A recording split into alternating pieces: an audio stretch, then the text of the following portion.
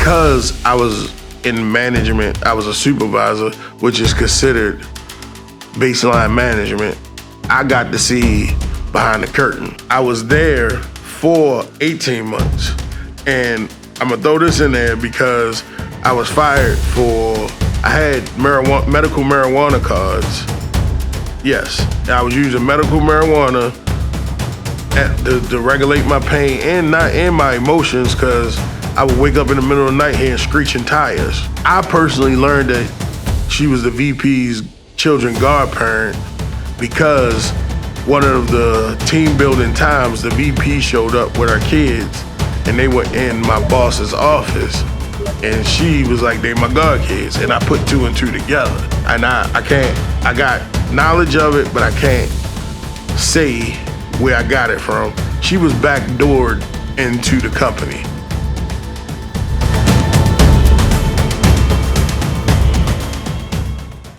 People know me as, well, through the years I've had many names. Biggs, Sergeant Biggs. I pretty much know how a person know me by what they call me. So most people know me as Mo or Big Mo for the interest of this, what we're doing here. So as far as timeline concerned, I started in 2007, but I also think it's interesting the how I got there, because it'll play back in the story as we go. In 2007, I went to a child's birthday party, and I saw a buddy there from high school that I knew. At the time, I was working for the military as a defense contractor, but the contract was coming up. So the buddy from high school, Jermaine, and you'll hear that name again because he's still with the company, but he had told me, he was like, you want a job? Or he asked me, did you want a new job? I said, yeah, I'm looking. So he was the one who introduced me to BGE. I called, put in my app, got hired. And of course, when I first started, now, just for reference, I was in the last class that was in the Wabash School. And that all this will come out as important later. But the West Side School was where I started at. That was the old school BGE. That was the one that was there for probably at least 100 years before they moved to the new facility. But my class was the last full class to get through that.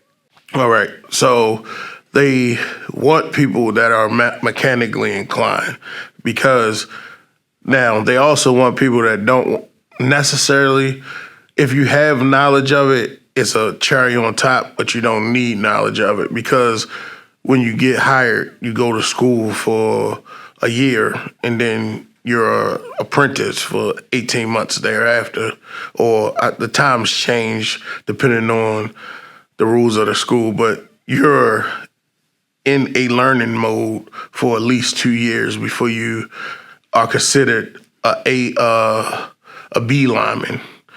So it's you're a trainee until you're a B lineman, and for correlation to the outside world, that's a junior journeyman.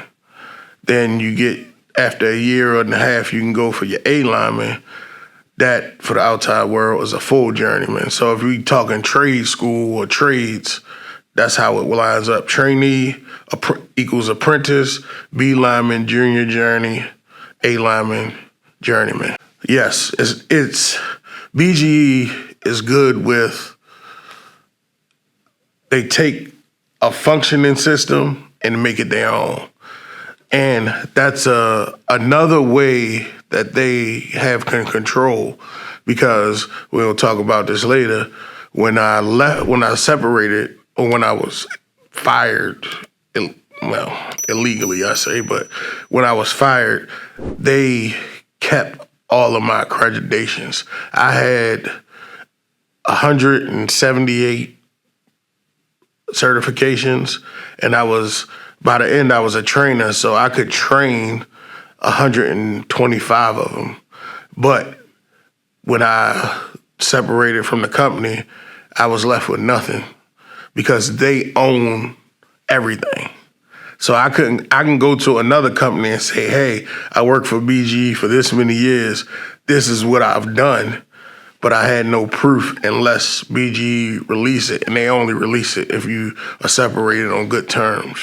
So to speak to the leadership, not only is that all a fact that when they fire you, they maintain your records and they seal them so nobody can touch them, so you can't get them unless you go to the source. It's a control thing. And then on top of that, if you're separated in a certain circumstance negatively, they ban you off the system from working for any company for 5 years. So I'll give you some examples to explain what I'm saying.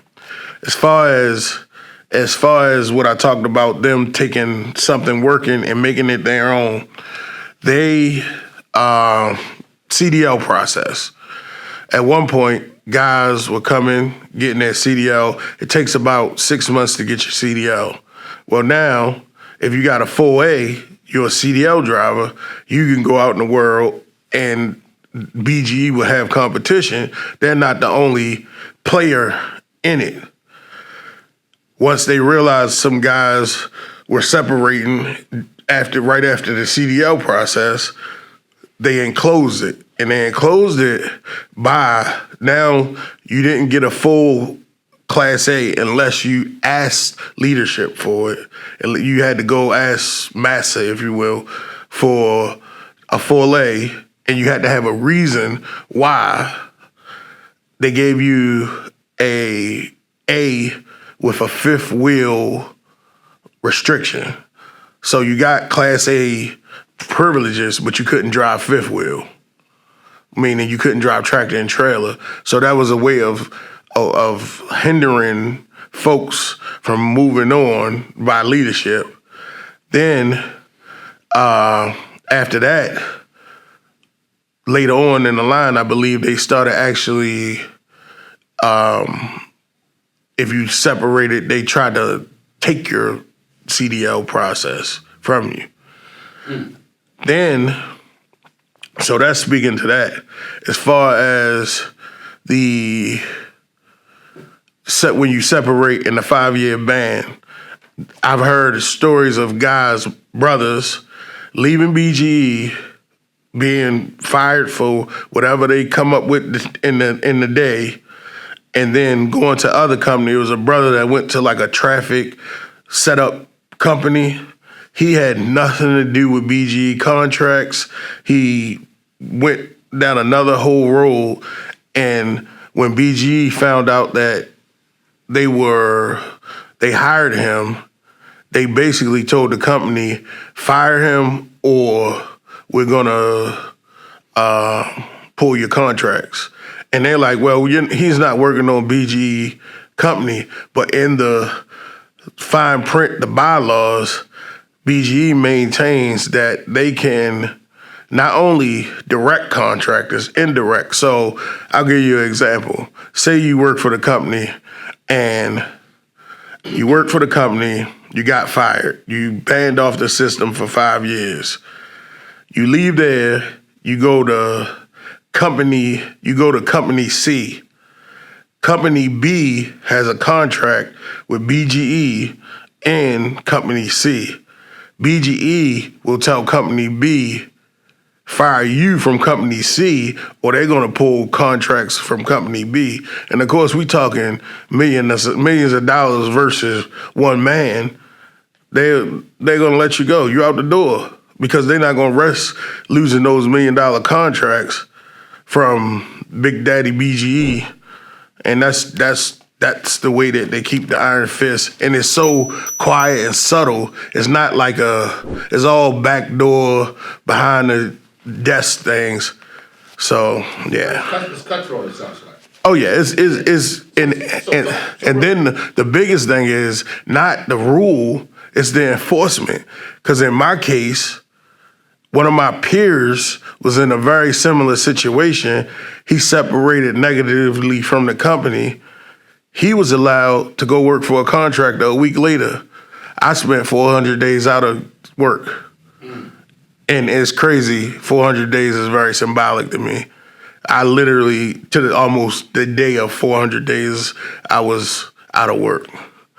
Wow. So I'm going to preface it like, so you served your country, right? I did. No, let's be clear. I wasn't in the military. Okay. I was a defense contractor for the military. Got it. So quick story, when they sent all the 9/11 happened, they sent all the MPs across the water to protect the military bases. They hired defense contractors who eventually became DOD security. So the guys I work with now are federal security at the military bases. So the connection with AJ and I, one, it was a lot of connections that I had no knowledge of until later on. The actual connection that we have, like when I knew AJ as a trainee coming through the school. By the time AJ was at the school, I was a trainer already. I was on the gas side, but I was in the training space. The real connection of us was our separation with BG. I got fired a month before AJ. And for that month, I'm hurt, I'm distraught, I'm stewing. I'm trying to understand how I got to this space when I had 13 years, stellar employee, on the front of that magazine twice, articles, I've been on the news for them, I've been featured in articles. Whenever anybody came to the school and they wanted to put a good face forward, it was me. I was always the one called. I was always one tapped. High school kids come through. No one wanted to deal with them. It was me. News crews come through. I got clips from all the news channels where I'm taking all the big Baltimore news names up in the bucket. I got articles. I got their magazines. I'm on the front.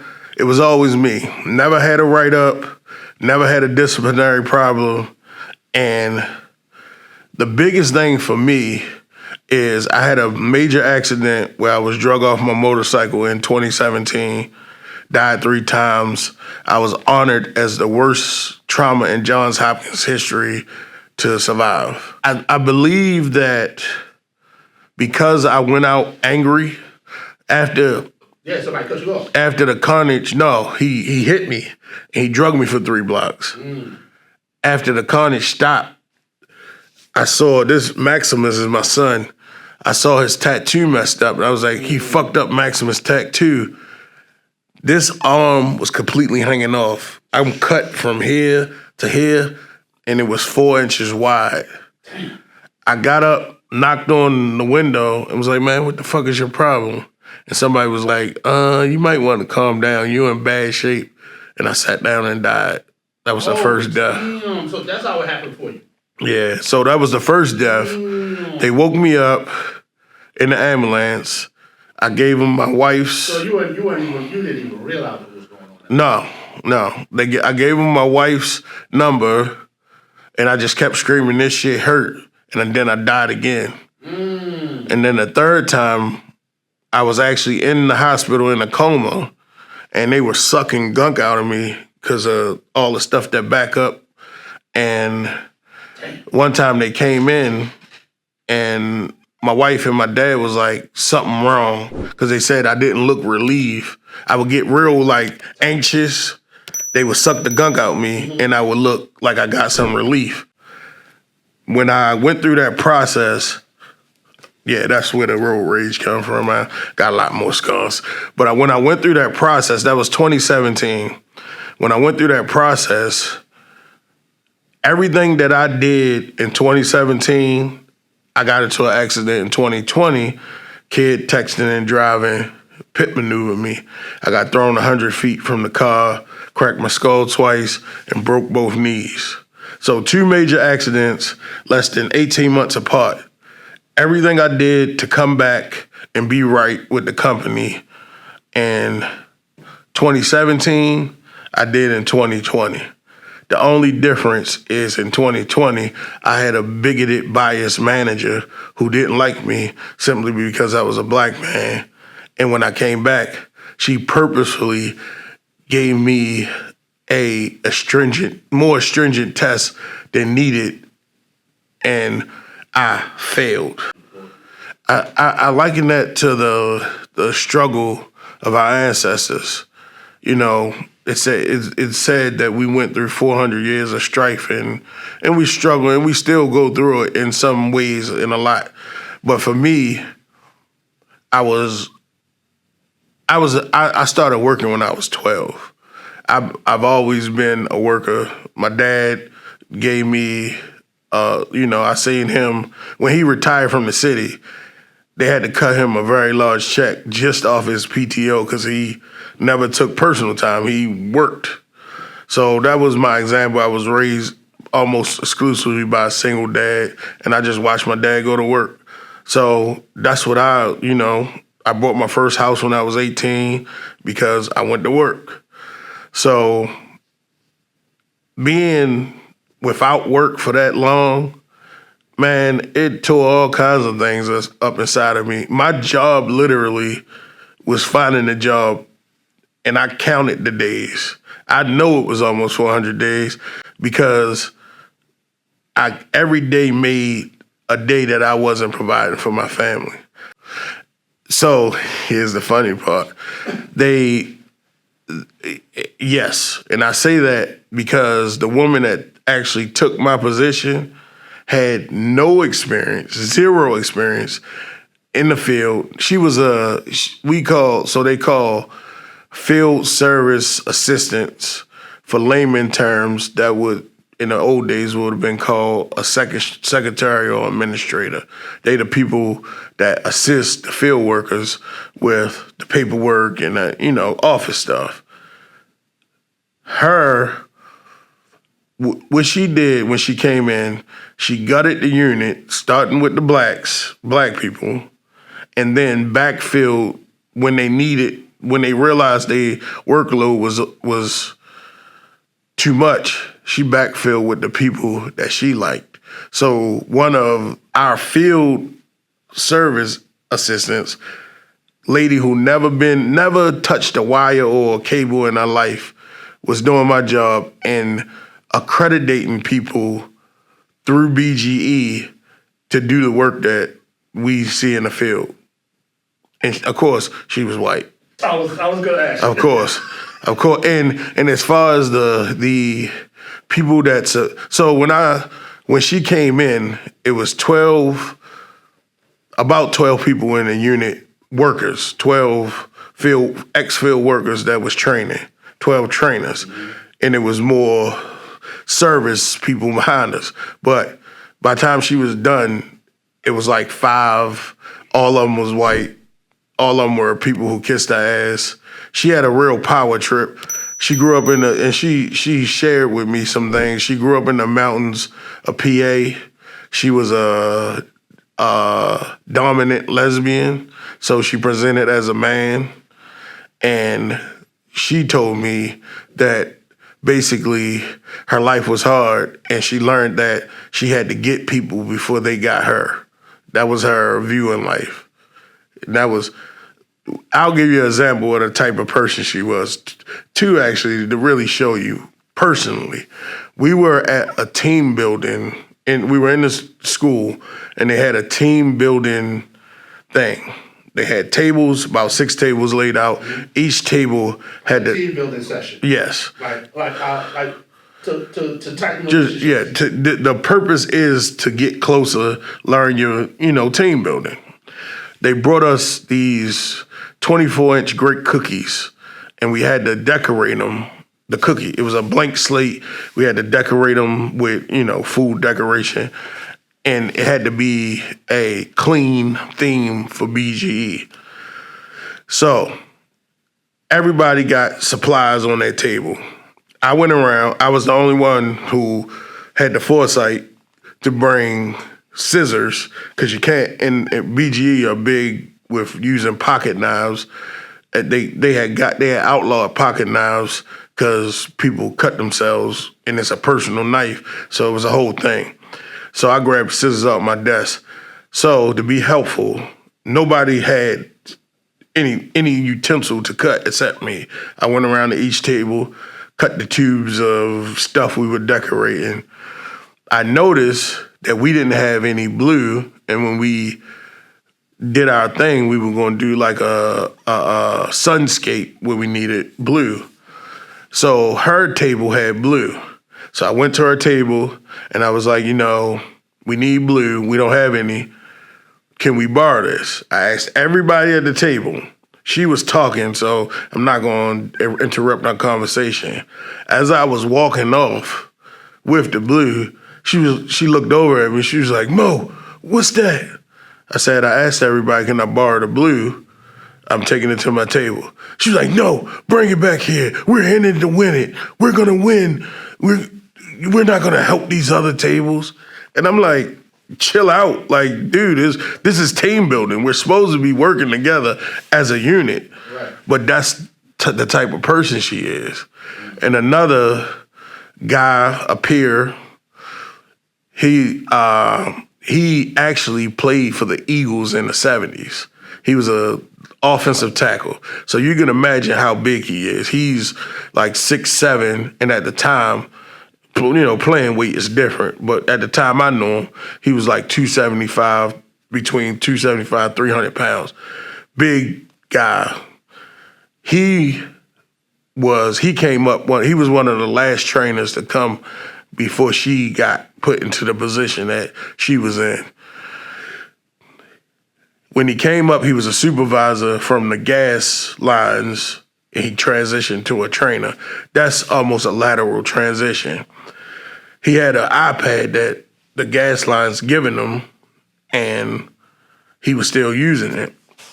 They were in a meeting together, and she said to him, "Keith, is that the company's iPad?" He was like, "Yeah, I'm gonna turn it in. I'm gonna take it back down to the gas lines and turn it in." She was like, "No, put it on my desk." And he was like, "Well, this didn't come off your budget. The gas supervisor or the gas manager asked me to bring it back so he can attribute it to his budget." Before he could finish what he was saying, she cut him off. She was like, "I didn't ask you all that. Put it on my desk by the end of the day." And black? Yeah, he black. And that's how she talked. She had a problem with every black person in her unit. For one guy, took her all the way up to so they can't say they didn't know about her. He took him all the way up to the, I don't know what they call him, COO. He went to the CEO. He went to upper management. So when I was there, when the old president, before they brought in Calvin Butler, the token, when they brought in Calvin Butler, the token, he was from Chicago. So they took already upper management, all the white boys felt like he should have been the president. They made him COO. So they had this dog and pony show, we all get along show, where they went around, where he was basically saying, he was trying to get the white people comfortable with Calvin being the boss versus him being the boss. That's who my other peer went to about her. When the Baltimore riots happened, she got on a call with all the FSAs, the assistants. Is always one black person. Now, what's the abbreviation for FSA? I told you, field service assistant. Okay. That's the lady that got the job that wasn't qualified. Yes. So it was about 5 of them in the unit that helped us. It was only one black woman. They on a call. She asked about the Baltimore riots on the call, and before anybody could speak up, she said, "Well, Mel, what you think?" She called out the black woman. And when she didn't really have a response, and before she could fully respond, she said, "Well, I mean, all lives matter anyway, so I don't know why they out there riding to begin with. And this is the personality. And it's never a hidden thing. I can tell you stories. It was when I got to the school, let's full circle it. When I got to the school, it was a guy up there, and I can give you his name. I can't think of it right off Lenny Ciata. He was at the school with me. He was a trainer when I was a trainee. He was at the school because in the field, he called his lineman a dumb nigger. The lineman came down off the pole, beat him up. So their thing is, if anything happened in the field, now you got to go into the office and talk to the manager. So he took the lineman in to talk to the manager. In the meeting with the manager, he literally said, well, I got this firsthand. I got this from the lineman that beat him up. He said to him, he said to the manager, he was acting like a dumb nigga, so I called him a dumb nigga. The lineman beat him up again in the office, but because it was racial epithets, they tuck people away. They let the lineman pick where he wanted his favorite spot to go so he wouldn't cause ruckus. And they took Lenny Ciata and put him at the school and told him basically shut up until this all blow through. Now is this Lenny Ciata, is this the new guy? No, it's a lot of it. We got a lot of characters, bro. It's an open good old boy system. So all of them felt uncomfortable with being who they are. Lenny Ciata is actually, if he hadn't retired yet, he's getting ready to retire. He's at the main office in Baltimore, and literally everybody in the office know not to go by his desk. He catcalls women at work. He's still a racist. He's a known racist, bigot, misogynist, whatever you want to call, every term you can. And they're getting ready to let him retire with a full pension. So you asked me two pertinent questions. Where we are now, as far as the case, as far as I know, BGE, one, we have tons of evidence. We have evidence from every which way. We have outside evidence. We have internal evidence. We have written. We have pictures. We have every evidence you want. To me, my view, they're no longer trying to fight us. They're trying to attack Tanya as a person and as a profession. They no longer, they know what's going on in the case. They know that if it gets out, they know that they're gonna have to pony up. They're gonna lose. So now instead of fighting, they're diverting. What they're doing, they're sending money to keep us out of the media, one, because media keeps producing these fluff stories for them to make them look like the great benevolent grandpa. And then on the back end, they know this thorn is here, and we did a mediation. They tried to send us go-away money, and we didn't accept that. And now they're doing everything to fight Tanya and her personally. They're not. Our case is on hold because it's in appeals. And basically, they're running a bureaucratic backlink. Yes, exactly. And as far as AJ, Tanya, and I go, so when I was fired, a month later, I met up with AJ. We sat down. We made a play, and we went our separate ways. We started interviewing lawyers, and one of the lawyers that we came across was Tanya. And once we both sat down and had a conversation with her, we knew it was a go. Because for me, I'm a man of principles, and the thing of it is, yes, I'm doing a lot because I was put through a lot. But the biggest thing is to let them know you can't just You can't just completely upturn somebody's life and get away with it. You can't just decide that. Now, they knew this lady was dirty, and it's going to come out because it was everybody in the unit called ethics on her. She was extra dirty to the blacks, but everybody in the unit called ethics on her, and she was the VP's children's godmother. Yeah, so it's all who know who sponsored by who. They knew she was wrong, but they kept her in place because she had a high sponsor. So now the fight is on. I mean, we gonna fight till the court say we can't fight no more.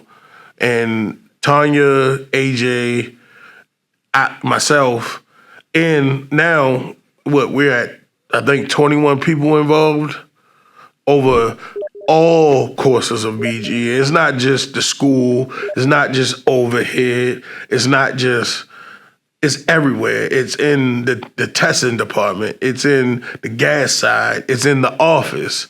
It's everywhere. It's in the central command center. It's everywhere. And it's pervasive. It's prevalent. And I still, because I was who I was at the school, I seen a guy less than a year ago he saw me in my neighborhood, and because they had a job, he walked down to me. He was like, "Bro, ain't shit changed?" He was like, "They when the case first dropped, they did the dog and pony show like they cared. They did the whole DIE, diversity inclusion thing." And he's like, "Man, it's gone." His is a guy working right now for BGE. His manager told him, "I'm holding you back personally, and you're not going any further until I retire," as a black man. Mm-hmm. Wow.